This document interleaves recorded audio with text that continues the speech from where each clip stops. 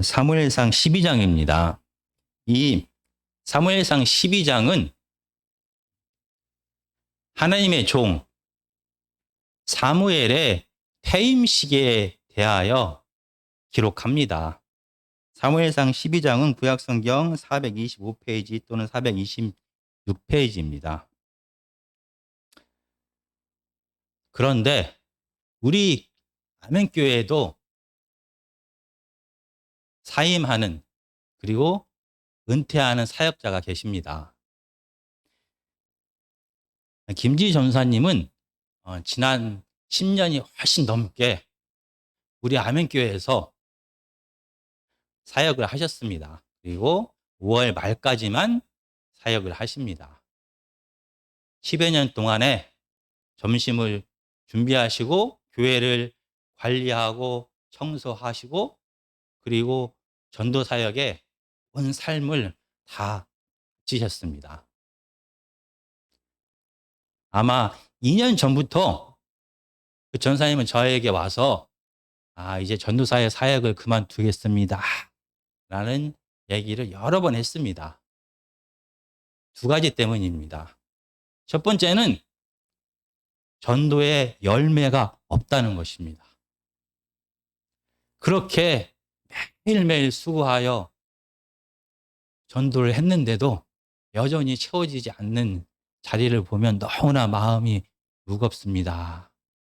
제가 한 게 아무것도 없습니다 라고 말씀하십니다. 그리고 건강이 허락하지 않습니다 라고 말합니다. 정말 저희가 잘 아는 것처럼 김지 전사님은 너무나 많은 사람들을 우리 아멘교회로 인도했습니다. 이 아멘교회가 채워지지 않고 그 어렵게 전도한 그 많은 분들이 우리 아멘교회에 머물지 않은 것은 전도사님 탓이 아닙니다. 부족한 바로 제 탓입니다. 제가 부족해서 어렵게 전도한 그 성도님들이 우리 아멘교회에 머물지 못하게 됐던 것 같습니다. 계속해서 전도사님은 허리가 계속 아팠습니다. 그런데 지금은 그게 더 심해져서 오랫동안 자리에 앉아 있을 수가 없다고 합니다. 그래서 이 무거운 몸과 마음의 짐을 이제는 내려놓을 때가 됐다라고 생각합니다. 정말로 수고해 주셔서 너무나 감사합니다. 그리고 그 전사님이 이제 은퇴를 하셔도 이 호칭은 그대로 전도사님이라고 우리가 부릅니다. 대통령이 은퇴해도 대통령이라고 부릅니다. 목사가 은퇴해도 목사라고 부릅니다. 마찬가지입니다. 그래서 우리 전도사님이 우리 아멘교회에서 은퇴하시더라도 우리는 계속 전도사님이라고 부르는 게 맞습니다. 그리고 오늘 본문 사무엘상 12장에서는 또 다른 하나님의 종이 은퇴를 합니다. 바로 사무엘입니다. 그리고 이 사무엘상 12장은 이 사무엘의 퇴임식에 대하여 기록합니다. 그런데 오늘 본문 12장 7절을 먼저 우리가 보시겠습니다. 12장 7절에서 12장 17절입니다. 12장 17절을 제가 읽겠습니다. 오늘은 밀 베는 때가 아니냐. 내가 여호와께 아뢰리니 여호와께서 우레와 비를 보내사 너희가 왕을 구한 일 곧 여호와의 목전에서 범한 죄악이 큼을 너희에게 밝히 알게 하시리라. 지금은 사무엘이 사사로서의 자기의 사역을 그만두고 퇴임하는 바로 그 순간입니다. 그런데 사무엘은 밀 추수 시기인 이스라엘의 5월과 6월에 하나님께 기도하여 벼락과 비, 날벼락을 내려주십시오라고 지금 기도하는 것입니다. 이 팔레스타인 지역에는 5월과 6월에는 비가 거의 내리지 않습니다.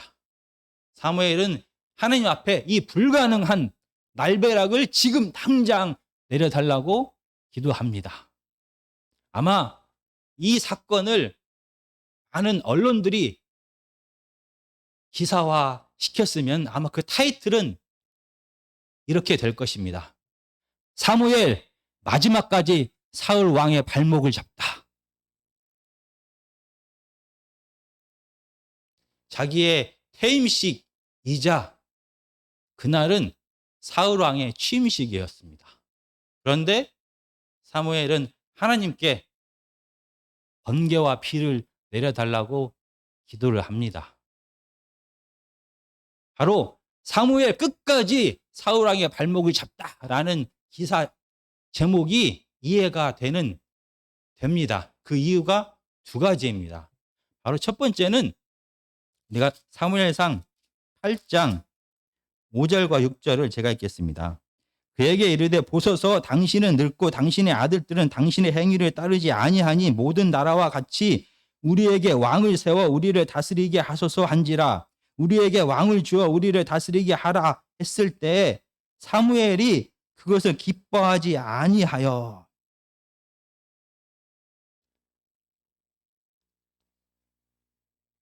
많은 각 지파의 장로들이 사무엘에게 옵니다. 그리고 나서 이제는 이 하나님의 백성인 이스라엘이 부족 국가에서 부족 연합체에서 중앙 집권적인 왕권의 나라, 왕의 나라로 바꿔야 됩니다. 라는 요구를 합니다. 왕을 달라고 요구합니다. 그러면서 사무엘은 늙었고 사무엘의 아들들은 자격이 없습니다. 라고 말합니다. 그때 사무엘은 이를 기뻐하지 않았다라고 말합니다. 그러나 그동안 아무런 티를 내지 않았던 이 사무엘이 퇴임식 날 자신의 마음을 드러냈다라고 할 수 있습니다. 12장 2절과 3절입니다. 이제 왕이 너희 앞에 출입하느니라. 보라, 나는 늙어 머리가 휘어졌고 내 아들들도 너희와 함께 있느니라. 내가 어려서부터 오늘까지 너희 앞에 출입하였거니와 내가 여기 있나니 여호와 앞과 그의 기름 부음을 받은 자 앞에서 내게 대하여 증언하라. 내가 누구의 소를 빼앗았느냐, 누구의 나귀를 빼앗았느냐, 누구를 속였느냐, 누구를 압제하였느냐, 내 눈을 흐리게 하는 뇌물을 누구에게서 받았느냐, 그리하였으면 내가 그것을 너에게 갚으리라 하니. 우리가 8장에서 사무엘에게 와서 왕을 구한 이스라엘 백성들의 이유가 사무엘이 자격이 없어서라고 말한 것이 아닙니다. 그런데도 사무엘은 마치 자기가 자격이 없어서 왕을 구한 것처럼 자기 아들들의 이 죄에 대하여 부정직함에 대하여는 전혀 얘기하지 않고 내가 너희 앞에 얼마나 정직하게 행했는지를 말을 합니다. 왕을 구한 것이 기분이 안 좋았던 것을 퇴임식 날 드디어 드러냅니다. 그리고 하나님 앞에 구하여 이 퇴임식의 분위기를 완전히 망쳐버리게 날벼락을 내려달라고 사무엘은 지금 구하는 것입니다. 사무엘 끝까지 발목을 잡나, 사무엘 끝까지 사울 왕의 발목을 잡나라는 이 타이틀에 적합한 이유가 두 번째 이유가 있습니다. 사무엘이 지금 이렇게 하나님께 벼락과 비를 내려달라고 기도하는 시기입니다. 사무엘상 11장 우리가 3절을 보시겠습니다. 바로 뒤에 있습니다. 야베스 장로들이 그에게 이르되 우리에게 이레 동안 말미를 주어 우리가 이스라엘 온 지역에 전령들을 보내게 하라. 만일 우리를 구원할 자가 없으면 내게 나아가리라 하니라. 지금 사무엘상 11장은 암몬과 이스라엘 백성들과의 전쟁에 대하여 기록합니다. 이 가운데 요단강을 중심으로 이스라엘 백성들은 동쪽과 서쪽에 모여서 살았습니다. 요단강의 동쪽에는 세 지파,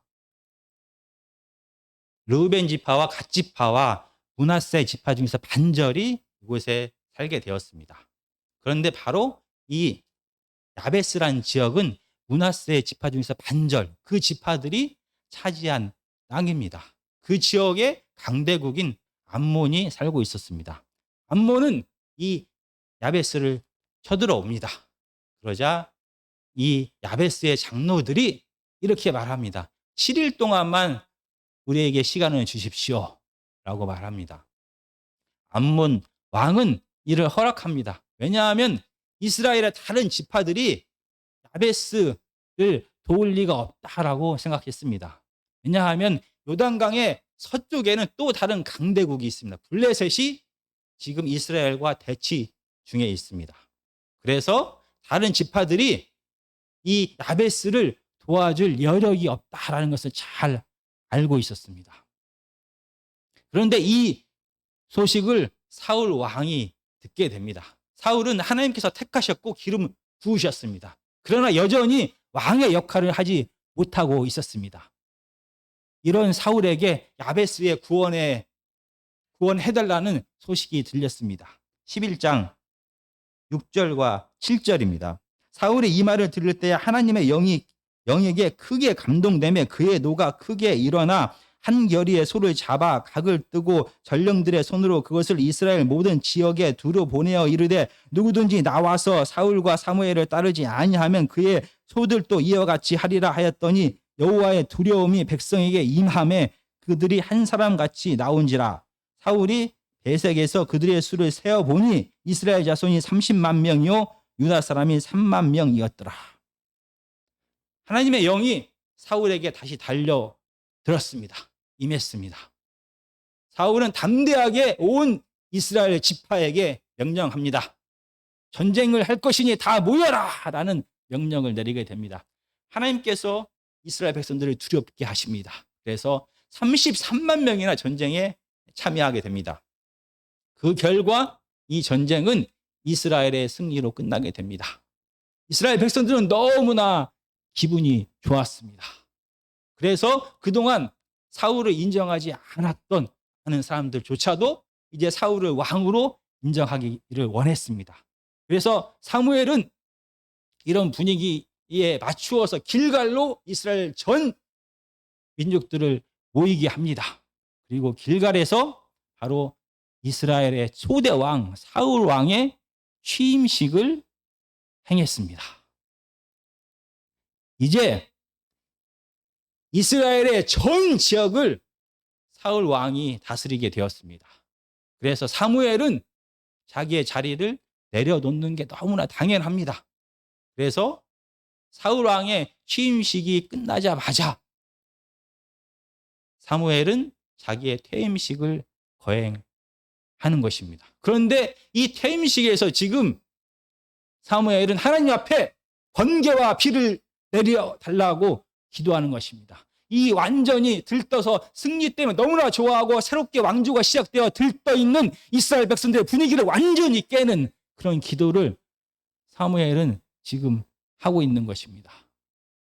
사무엘 끝까지 사울 왕의 발목 잡나라는 이 타이틀이 적합한 것 같습니다.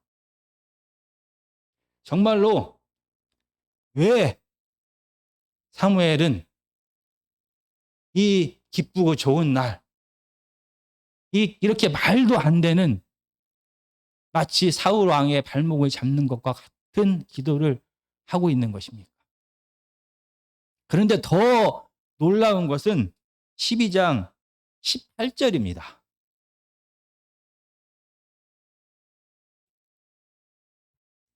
이에 사무엘이 여호와께 아뢰매 여호와께서 그날에 우레와 비를 보내시니 모든 백성이 여호와와 사무엘을 크게 두려워하니라. 더 이해할 수 없는 분은 하나님입니다. 이스라엘 백성이 하나님 앞에 왕을 달라고 했습니다. 하나님은 이스라엘 백성들의 요구를 허락했습니다. 사울을 택했습니다. 그리고 사무엘을 통하여 기름 부었습니다. 그리고 하나님께서는 사울이 부족하기 때문에 그에게 하나님의 영을 부어 주셨습니다. 그래서 그의 부족한 부분들을 채워가면서 왕의 사역을 잘 감당할 수 있도록 준비하셨습니다. 그리고 오늘 전쟁에서는 하나님의 영이 사울에게 임하여 그가 담대히 전쟁을 지휘하게 하였고 하나님의 영이 이스라엘 백성들에게 두려움을 주어서 이스라엘 모든 백성들이 이 사울 왕에 순종하게 했습니다. 하나님께서 이 전쟁을 승리하게 하셨습니다. 그런데 왜 이 기쁘고 좋은 날 새로운 왕이 왕의 탄생과 새로운 왕조가 시작되는 이 좋은 날에 왜 사무엘은 하나님 앞에 이런 말도 안 되는 기도를 했고 왜 하나님은 이 사무엘의 기도를 들어주신 것입니까? 전쟁에서 승리한 이스라엘 백성들의 마음에 대하여 우리가 잠깐 상상을 해보고자 합니다. 정말 이스라엘 백성들은 하나님 앞에 사무엘에게 왕을 구했습니다. 그 이유가 간단합니다. 왕권은 강력하기 때문에 지금 이스라엘은 12개의 부족으로 이루어진 연합체입니다. 각 부족은 각 부족의 장로들이 다스립니다. 전쟁 때만 되었을 때만 특별한 사유로 연합을 합니다. 그런데 이방 나라들은 강력한 왕을 가지고 있습니다. 그 왕이 전체를 다스립니다. 그래서 전쟁을 준비하기도 전쟁에 참여하기도 너무나 쉽습니다. 그래서 이스라엘 백성들은 하나님 앞에 왕을 구했던 것입니다. 그런데 드디어 왕이 세워졌습니다. 이 왕의 명령 한마디가 이스라엘 12지파의 모든 사람들에게 임했습니다. 그리고 무려 33만 명이나 되는 군사가 모이게 되었습니다. 역시 왕의 제도, 왕권이 강하니까 이 일이 가능하다라는 것을 이스라엘 백성들은 깨닫게 됩니다. 역시 그들이 하나님 앞에 왕을 구한 것은 잘한 것이다 라는 것을 그들은 인정하게 하게 됩니다. 하나님 앞에 왕을 구하지 않았으면 어쩌면 이번 전쟁에서도 실패했을 거다라고 그들은 생각하게 됩니다. 그래서 사울 왕을 너무나 좋아하게 됩니다. 이 왕의 제도로 바뀐 것이 너무나 좋습니다. 모든 구원이 이 왕의 제도 때문에 이 뛰어난 사울 왕 때문에 이루어졌다라고 그들은 생각하게 됩니다. 그래서 사무엘상 11장 12절과 13절은 이렇게 말합니다. 백성이 사무엘에게 이르되 사울이 어찌 우리를 다스리겠느냐 한 자가 누구니까 그들을 끌어내소서 우리가 죽이겠나이다. 사울이 이르되 이날에는 사람을 죽이지 못하리니 여호와께서 오늘 이스라엘 중에 구원을 베푸셨음이니라. 이 이스라엘 백성들은 사울에게 충성하겠다는 말입니다. 사울을 인정하지 않았던 사람들조차도 이제는 모든 이스라엘 백성들이 사울 왕에게 몸과 마음을 바쳐서 충성하겠다는 것입니다. 왜냐하면 사울 때문에 승리했다는 것입니다. 그들이 그토록 원했던 이방의 왕과 같은 왕, 전쟁에 능한 이 왕을 그들은 찬양하고 충성할 수밖에 없었습니다. 구원은 하나님께 있습니다 라고 오늘 11장 13절에서 사울은 말합니다. 그러나 지금 이스라엘 백성들의 이런 분위기 속에서 사무엘은 자기의 사사로서의 사역을 그만둘 수가 없었습니다.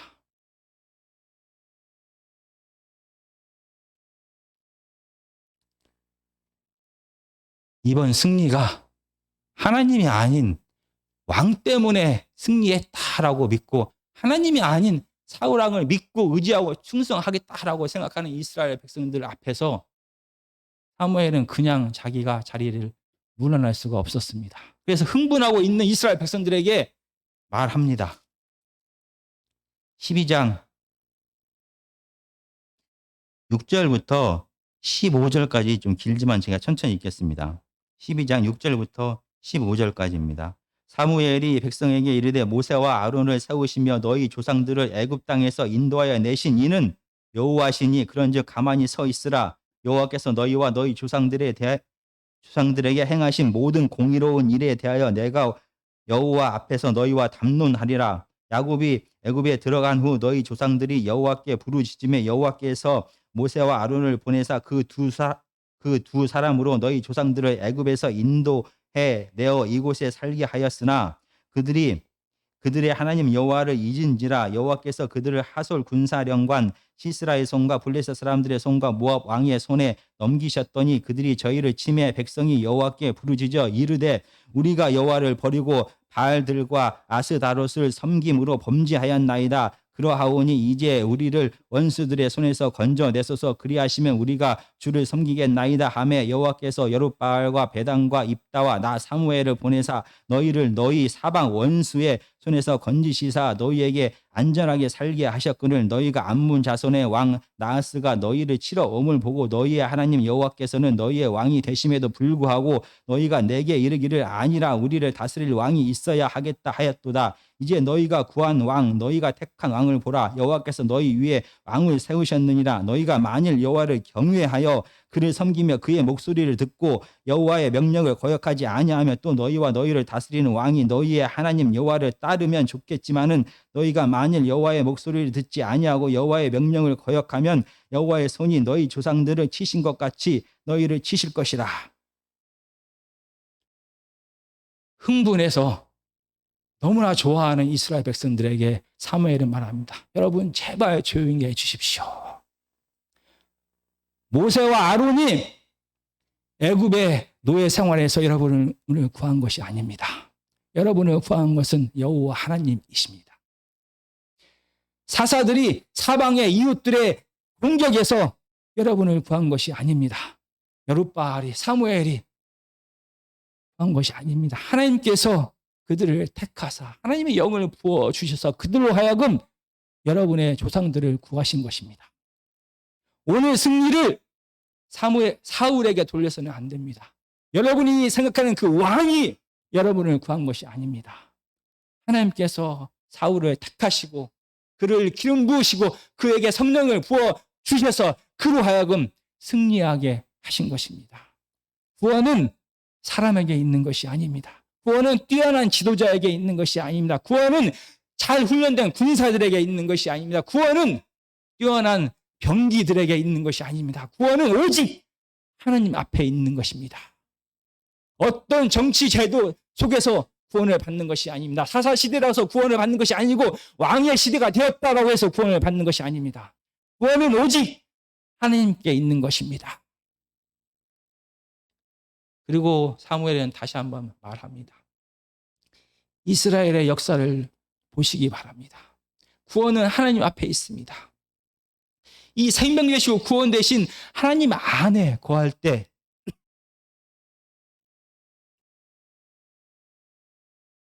하나님 안에 거할 때 이스라엘은 구원을 받게 되었습니다.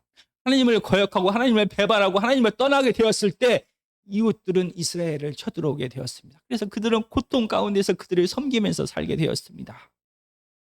그들이 다시 하나님 앞에 자기의 잘못을 뉘우치고 회개하고 하나님 앞에 도움을 구하면서 하나님 앞에 돌아왔을 때 하나님께서는 다시 그들에게 구원을 허락하셨습니다. 구원은 사람에게 달려있는 것이 아닙니다. 구원은 생명 되시고 구원 되신 하나님 앞에 나오게 될 때, 그분 앞에 회개하고 돌아왔을 때 하나님께서는 선물로 주시는 것입니다. 구원은 하나님께 있습니다. 이 이스라엘의 역사와 300여 년간의 사사시대의 역사를 들어서 지금 사무엘은 이스라엘 백성들에게 구원은 하나님 앞에 있고 죄 가운데서 하나님을 떠나게 될 때 이스라엘 백성들은 다시 이웃들의 침략을 받게 될 것이고 그들이 하나님 앞에 돌아오게 되었을 때 그들은 구원을 다시 얻게 될 것이다 라고 얘기합니다. 그렇다라고 하면 지금 오늘 본문에서 이스라엘 백성들은 암몬과 싸워서 승리했습니다. 그 전에 그들은 하나님 앞에 왕을 구했습니다. 그렇다라고 하면 하나님 안에 거할 때 이스라엘 백성들이 하나님의 말씀에 순종하게 되었을 때 이스라엘 백성들에게 순종의 선물로 승리가 주어졌습니다. 그러면 오늘 본문의 사건에서 암몬을 이겼습니다. 승리했습니다. 그렇다면 이스라엘 백성들은 지금 잘 하고 있는 것입니까? 하나님 앞에 왕을 구한 것이 전혀 불순종한 것이 아니라 하나님의 뜻대로 행한 것입니까? 오늘 사무엘은 그렇지 않다라고 말합니다. 12장 16절에서 18절까지 19절까지 다시 읽겠습니다. 너희는 이제 가만히 있어서 여호와께서 너희 목전에서 행하시는 이 큰 일을 보라. 오늘은 밀베는 때가 아니냐. 내가 여호와께 아뢰리니 여호와께서 우레와 비를 보내사 너희가 왕을 구한 일 곧 여호와의 목전에서 범한 죄악이 큼을 너희에게 밝히 알게 하시리라. 이에 사무엘이 여호와께 아뢰매 여호와께서 그날에 우레와 비를 보내시니 모든 백성이 여호와와 사무엘을 크게 두려워하니라. 모든 백성이 사무엘에게 이르되 당신의 종들을 위하여 당신의 하나님 여호와께 기도하여 우리가 죽지 않게 하소서. 우리가 우리의 모든 죄에 왕을 구하는 악을 더하였나이다. 왕을 구했을 때 분명히 사무엘은 하나님께서 너희들이 왕을 구하는 것을 기뻐하지 않는다. 하나님이 너무나 화가 나셨다라는 얘기를 했습니다. 그럼에도 불구하고 이스라엘 백성들은 왕을 끝까지 달라고 고집했습니다. 하나님은 이스라엘 백성들의 뜻을 허락하여 왕을 주었습니다. 이스라엘 백성들은 비록 하나님이 화가 났다라는 얘기를 들었을지라도 그걸 실감하지 못했습니다. 왜냐하면 하나님께서 그들에게 왕을 주셨고 그 왕을 통해 승리를 얻었기 때문입니다. 그래서 자신들이 왕을 구한 것이 죄가 아니다라고 생각할 수도 있었습니다. 그런데 오늘 본문은 그것이 아니다라고 말합니다. 하나님은 이스라엘 백성들의 마음을 너무나 잘 알고 있었습니다. 그들은 겉으로는 왕의 제도가 전쟁하기에 훨씬 더 효율적입니다. 그래서 왕을 주십시오라고 말했지만 그들의 진짜 마음은 하나님이 그들을 다스리는 게 싫었습니다. 하나님이 그들을 다스려서 그들의 탐욕을 온전히 채워주지 않는 게 너무나 싫었습니다. 그래서 자신의 탐욕을 완전히 채워줄 수 있는 인간 왕을 원했던 것입니다. 하나님을 버린 것입니다. 이게 얼마나 큰 죄인지를 그들은 알지 못했습니다. 오늘 사무엘은 그들이 범한 왕을 구한 것이 하나님을 버린 것이다라는 것을 그들에게 알게 하기를 원했습니다. 그래서 이 5월, 6월 비가 오지 않는 그 땅에 날벼락을 내려주십시오라고 기도합니다. 그리고 살아계신 하나님은 이 기도에 응답하십니다. 하나님을 버린 것, 하나님을 의지하지 않는 것, 세상을 의지하는 것, 세상의 탐욕대로 살아가는 게 얼마나 무서운지를 하나님은 그대로 드러냅니다. 이스라엘 백성들은 너무나 무서웠습니다. 그제서야 그들은 자기의 죄를 회개합니다. 하나님 잘못했습니다. 내가 큰 죄를 범했습니다. 라고 죄를 고백합니다. 그런데 이상합니다. 이스라엘 백성들이 죄 가운데 살게 되면 이스라엘 백성들은 전쟁하면 졌습니다. 하나님 안에 거했을 때 그들은 승리했습니다. 그런데 오늘 본문은 이스라엘 백성들이 죄를 범했음에도 불구하고 하나님은 이스라엘 백성들이 전쟁에서 승리하게 하셨습니다.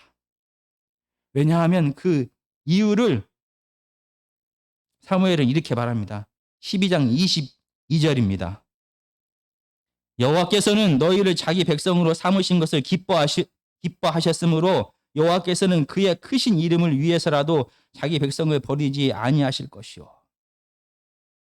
정말 살아계신 하나님은 이스라엘 백성들을 너무나 사랑하셨습니다. 그래서 그들을 택하여 자기 자녀 삼으셨습니다. 우리가 우리의 자녀를 포기할 수 없는 것처럼 아무리 우리에게 불순종하고 우리를 거역하고 우리를 화나게 해도 우리의 자녀를 포기할 수 없는 것처럼 하나님은 이스라엘 백성들을 기뻐하시고 사랑하셨습니다. 그들의 불순종할 때마다 하나님께서는 하나님의 선지자를 통하여 자연 환경을 통하여 이웃들을 통하여 그들이 잘못 가고 있다는 것을 계속 말했습니다. 그리고 그들을 기다리고 또 기다렸습니다. 그리고 그런 환경 속에서도 하나님께서는 그들을 완전히 멸망시키지 아니하시고 이스라엘을 보호하시고 지키셨습니다. 왜냐하면 하나님은 이스라엘 백성들을 사랑하셨기 때문입니다. 하나님께서 이스라엘 백성들에게 하신 약속을 생명과 복을 주시겠다는 약속을 이스라엘 백성들의 불순종에도 불구하고 끝까지 하나님은 지키시는 신실하신 분이셨습니다. 하나님의 이름을 위하여라고 오늘 22절은 말합니다. 당시 배경 속에서 이름은 그 사람 전체입니다. 그 사람의 성격과 성품과 능력, 그 사람 존재 자체를 이름이다 라고 말합니다. 하나님은 이렇게 사랑이 풍성하시고 온유하시고 인내하시고 용서하시고 끝까지 기다리시는 분입니다. 그렇기 때문에 하나님은 하나님이기 때문에 이스라엘 백성들을 용서하시고 기다릴 수밖에 없었습니다. 그래서 그들에게 이 왕을 구하는 악을 범했음에도 불구하고 그들에게 승리를 주신 것입니다. 하나님의 사랑과 자비가 그들에게 나타난 것입니다. 그리고 특별히 야베스 이 사람들을 하나님은 불쌍하게 생각했습니다. 우리가 11장 1절과 2절을 다시 보겠습니다. 암몬 사람 나하스가 올라와서 길르앗 야베스에 맞서 진침해 야베스 모든 사람들이 나하스에게 이르되 우리와 언약하자 그리하면 우리가 너희를 섬기리라 하니 암몬 사람 나하스가 그들에게 이르되 내가 너희 오른 눈을 다 빼야 너희와 언약하리라. 내가 온 이스라엘을 이같이 모욕하리라. 암몬 사람들이 쳐들어오자 이 야베스 사람들은 바로 항복합니다. 내가 당신들을 섬기겠습니다. 내가 조공을 바치겠습니다. 그러니 전쟁을 하지 맙시다. 제발 우리를 살려주십시오라고 부탁합니다. 그러자 암몬 왕이 이렇게 말합니다. 아니다. 거기에 한 가지를 더 해야 된다. 너희 오른 눈, 남자들의 오른 눈을 다 빼어서 다시는 전쟁하지 못하게 할 것이다. 라고 말합니다. 이 야베스 사람들은 자기를 도와줄 사람이 아무도 없다고 지금 생각합니다. 왜냐하면 지금 요단강 건너편에 이스라엘 다른 부족들은 블레셋 때문에 전쟁에 나올 여력이 안 됩니다. 그리고 더 가슴 아픈 것은 사사기 21장 12절입니다. 그들이 야베스 길리앗 주민 중에서 젊은 처녀 400명을 얻었으니 이는 아직 남자와 동침한 일이 없어 남자를 알지 못하는지라 그들을 실로 진영으로 데려오니 그곳은 가나안 땅이었더라. 이 배경은 이스라엘의 11지파와 베냐민 지파가 싸웠습니다. 모든 이스라엘 11지파가 전쟁에 참여하기를 명령했습니다. 야베스 사람들은 전쟁에 참여하지 않았습니다. 그러자 이 이스라엘의 지파들이 야베스를 쳐들어옵니다. 그래서 결혼하지 아니한 자기의 딸들 400명을 빼앗아 가서 베냐민 지파를 위하여 줍니다. 이런 역사적인 배경 속에서 야베스 사람들은 다른 이스라엘 지파들이 자기의 목숨을 걸고 자기를 도와줄 거라고 믿을 수가 없었습니다. 아무데도 도움을 구할 데가 없었습니다. 하나님 앞에도 도움을 구하는 것을 잊어버린 이 불쌍하고 버림받은 야베스 사람들을 하나님은 버리지 않았습니다. 그래서 사울에게 하나님의 영을 불어 넣으시고 결국 전쟁에서 승리하게 하셔서 야베스 사람으로 하여금 하나님이 그들을 버리지 않고 얼마나 사랑하고 계신지를 알게 하셨던 것입니다. 오늘 하나님의 말씀은 저희로 하여금 구원하심이 하나님 앞에 있다라는 것을 분명히 말합니다. 사람이, 재물이, 권력이, 나라가 우리의 모든 삶을 다 돌보고 구원해 줄 수가 없습니다. 우리의 연약함을, 우리의 아픔을, 우리의 가난함을, 우리의 병듦을 구원해 줄 수가 없습니다. 오직 구원은 하나님께 있습니다. 우리는 늘 기억해야 됩니다.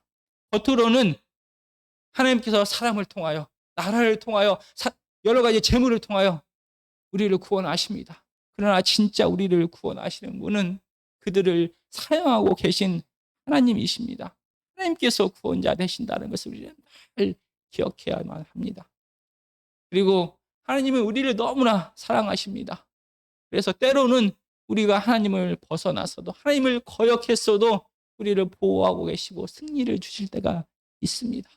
우리가 승리했다고 해서, 우리가 부유하다고 해서, 우리에게 아무런 문제가 없다고 해서 우리가 지금 하나님 안에 있다라고 말할 수는 없는 것입니다. 늘 우리가 하나님 안에 있는지 하나님을 거역하면서 하나님의 뜻에 반하여 살아가는 일을 기억하면서 하나님께 돌아오는, 하나님 안에 거하는 저와 여러분들이 되어야만 하는 것입니다. 그리고 우리가 살아갈 때 우리는 많이 생각합니다. 이 세상에서 나를 도와줄 사람은 아무도 없구나라는 것을 느끼게 됩니다. 이 야베스의 사람들처럼 내가 힘들고 아프고 가난하고 고달프고 외롭고 우울한데 나를 도와줄 사람이 아무도 없다라고 생각할 수도 있습니다. 그러나 사람은 어쩌면은 부모는 자기 자녀를 버릴 수 없습니다. 설령 부모가 자기 자녀를 잊고 버릴지라도 하나님은 절대 우리를 잊지 않고 계십니다. 우리를 눈동자같이 살펴보시고 보호하고 계시고 위로하고 계시고 우리에게 좋은 것을 준비하고 계십니다. 하나님은 절대 여러분들을 포기하지 않고 그 약속을 분명히 지키실 것입니다. 정말 많은 사람들은 결과로 열매로 우리의 삶을 판단합니다. 너는 열매가 없어. 너는 실패한 사람이야. 사람들은 우리를 외모로 판단합니다. 너는 실패한 사람이야. 하나님의 축복받지 못한 사람이야. 라고 말합니다.